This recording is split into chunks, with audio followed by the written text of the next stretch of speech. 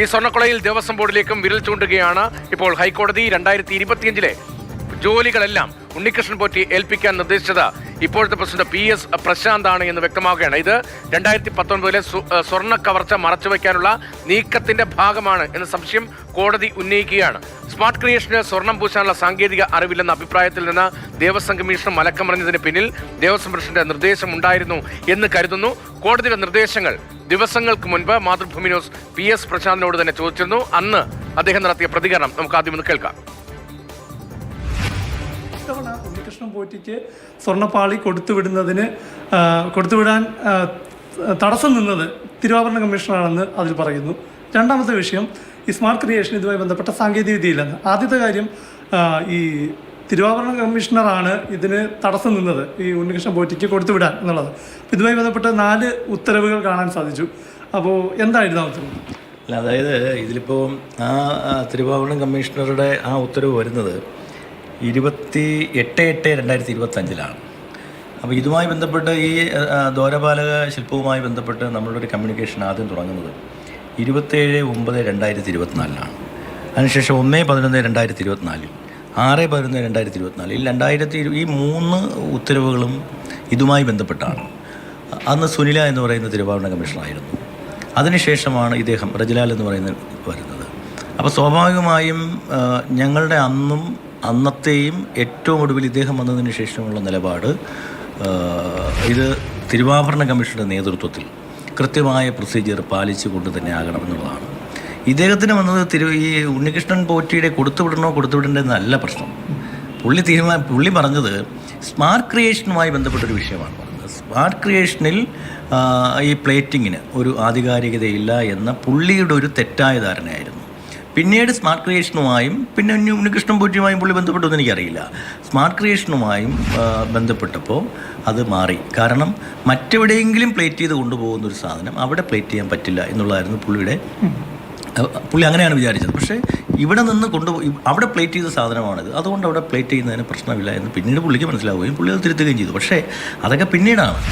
ഇത് ഞങ്ങൾ ഈ വിഷയവുമായി ബന്ധപ്പെട്ട് ഞങ്ങൾ തുടങ്ങുന്നത് 27/9/2024 ഈ പുള്ളി 8/8/2024 അതായത് 2024 3 കത്തുകളുണ്ട്. 2024 മുതൽ ബോർഡിന് യാതൊരു സംശയം. അപ്പോഴൊന്നും ഈ ഉണ്ണികൃഷ്ണൻ പോറ്റി ഒന്നൊന്നുമല്ല. സ്പോൺസർഷിപ്പിൽ കൊണ്ടുപോകുമ്പോൾ അത് ഇങ്ങനെ കൊണ്ടുപോകാവൂ, അത് സ്മാർട്ട് ക്രിയേഷനിലേക്ക് കൊണ്ടുപോകുമ്പോൾ ഇങ്ങനെ കൊണ്ടുപോകാവൂ, നിങ്ങളുടെ ഉത്തരവാദിത്തത്തിലായിരിക്കണം. അത് തിരുവാഭരണ കമ്മീഷൻ ആരാണ് എന്നുള്ളത് ഞങ്ങൾക്ക് പ്രശ്നമില്ല.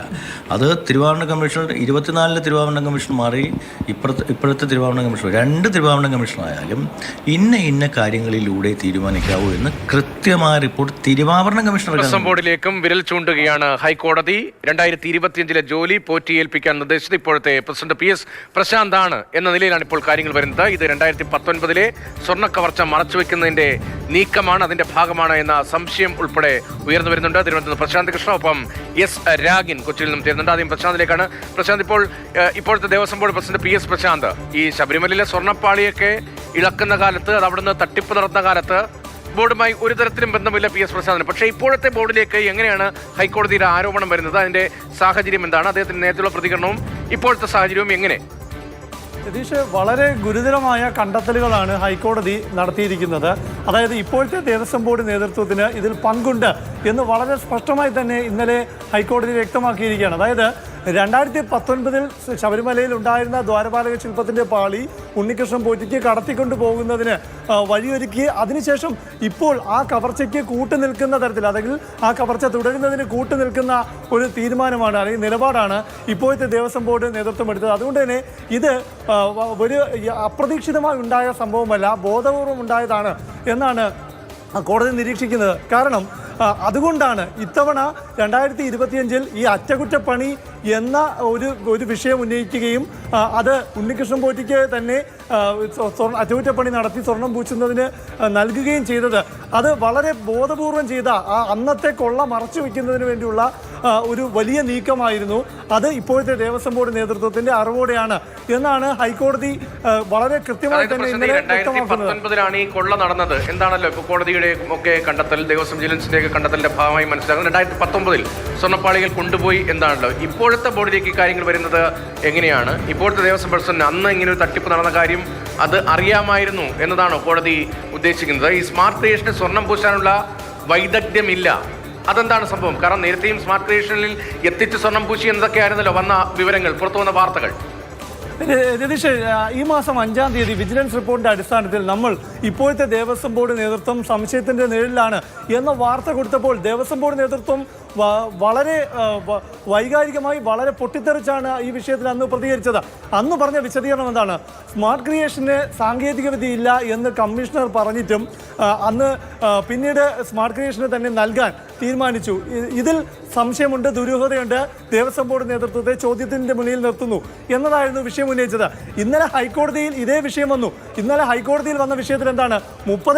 ജൂലൈ മാസം 30-ാം തീയതി കമ്മീഷണർ ബോർഡിനെ അറിയിക്കുകയാണ്. അതായത് സ്മാർട്ട് ക്രിയേഷന് ഈ സ്വർണം പൂശുന്നതിന് വേണ്ടിയുള്ള അല്ലെങ്കിൽ ഒരിക്കൽ സ്വർണം പൂശിയ ദ്വാരപാലക ശില്പത്തിന്റെ പാളി വീണ്ടും സ്വർണം പൂശുന്നതിനുള്ള സാങ്കേതിക വിദ്യ ഇല്ല എന്ന് അറിയിച്ച ശേഷവും പിന്നീട് ആ നിലപാട് 7 ദിവസത്തിന് ശേഷം മാറ്റിയത് ദേവസ്വം ബോർഡ് പ്രസിഡന്റിന്റെ നിർദ്ദേശപ്രകാരം തിരുവാഭരണം മാറ്റിയതാണെന്ന് തിരുവാഭരണം കമ്മീഷണർ കത്ത് നൽകുകയാണ്. ആ വിശദീകരണമാണ് കോടതിയെ ദേവസ്വം ബോർഡ് നേതൃത്വത്തെ സംശയത്തിന്റെ നിഴലിലാക്കുകയും മാത്രമല്ല കുറ്റക്കാരുടെ സ്ഥാനത്ത് നിർത്തുകയും ചെയ്തിരിക്കുന്നത്. അതുകൊണ്ടാണ്, ഇക്കാരണങ്ങൾ കൊണ്ടാണ് സ്പെഷ്യൽ കമ്മീഷണർ അറിയിക്കാതെ ഇത്തവണ ദ്വാരപാലക ശില്പത്തിന്റെ പാളി അഴിച്ചു കൊടുത്തതിൽ ഹൈക്കോടതി സംശയം കാണുന്നത്. മാത്രമല്ല അത് വളരെ പ്ലാൻഡ് ആയിട്ടുള്ള 2019 കൊള്ള മറച്ചുവെക്കാൻ വേണ്ടി നടത്തിയ നീക്കമാണ് ഇത്തവണ സ്പെഷ്യൽ കമ്മീഷണർ അറിയിക്കാതെ ഈ അറ്റകുറ്റപ്പണിക്കും സ്വർണം പൂശുന്നതിനുമായി അയക്കാനുള്ള നീക്കം നടന്നതെന്ന് ഹൈക്കോടതി നിരീക്ഷിക്കുന്നത് അത് തന്നെയാണ്. ശരി പ്രശാന്ത്, ഒരു നിമിഷം. ഇപ്പോൾ എസ് രാഗിൻ കൂടി കൊച്ചിയിൽ നിന്ന് കോടതിയുടെ വിശദാംശങ്ങളുമായി, കോടതി ഏത് തരത്തിലാണ് ഈ വിഷയത്തെ കാണുന്നത് എന്ന കാര്യത്തിൽ കുറെ കൂടി ഒരു വ്യക്തത ആവശ്യമായി വരുന്നുണ്ട്. രാഗിൻ, ഇപ്പോഴത്തെ ബോർഡ് നേതൃത്വം ഈ തട്ടിപ്പ് നടക്കുന്ന കാലത്ത് ദേവസ്വം ബോർഡുമായി ഒരു ബന്ധവുമില്ലാത്ത ആളുകളാണ്. എങ്ങനെയാണ് ഇപ്പോൾ സംശയ നിഴലിലേക്ക് ഇപ്പോഴത്തെ ബോർഡ് നേതൃത്വം വരുന്നത്? ഹൈക്കോടതി എങ്ങനെ സംശയിക്കുന്ന സാഹചര്യം എന്താണ്? ഇന്നലെ കോടതിയിൽ സംഭവിച്ചത് യഥാർത്ഥത്തിൽ എന്താണ്? അതായത് കോടതി വളരെ കൃത്യമായി കാര്യകാരണ സഹിതം ഇതുമായി ബന്ധപ്പെട്ട കാര്യങ്ങൾ വിശദീകരിക്കുന്നുണ്ട്.